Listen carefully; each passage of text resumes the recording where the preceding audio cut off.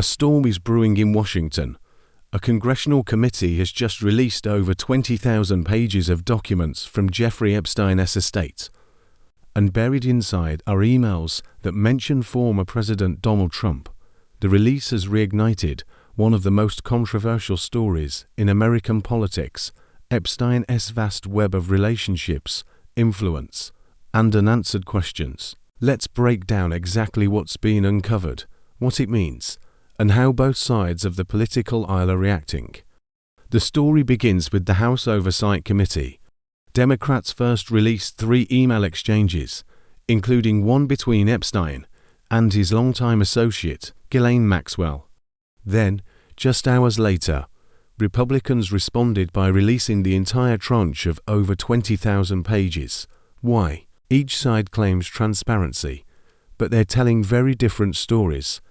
One of the emails, dated April 2011, appears to reference Donald Trump.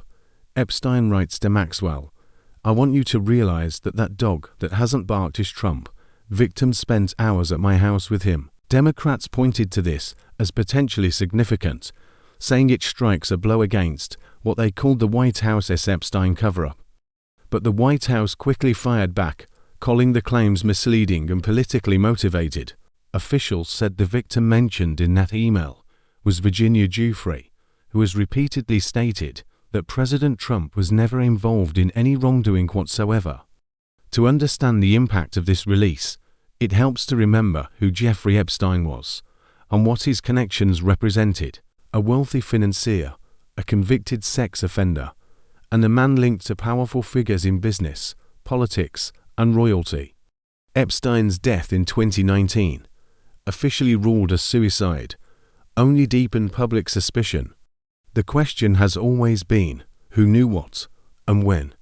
And now, years later, 20,000 new pages may bring some answers, or raise even more questions. So, what's actually in these documents? According to early reports, the files include emails, estate communications, property records, and references to hundreds of individuals. But for now, only a small portion has been verified and cross-referenced.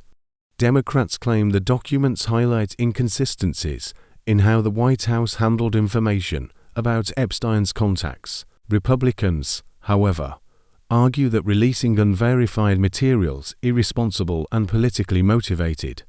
Beyond the politics, there's something deeper here: a fight over truth, transparency, and privacy. The public wants answers, but each new revelation comes wrapped in speculation and partisan framing. What we know for certain: Epstein and Maxwell had communication with several public figures. Trump's name appears briefly, but no evidence links him to criminal behavior.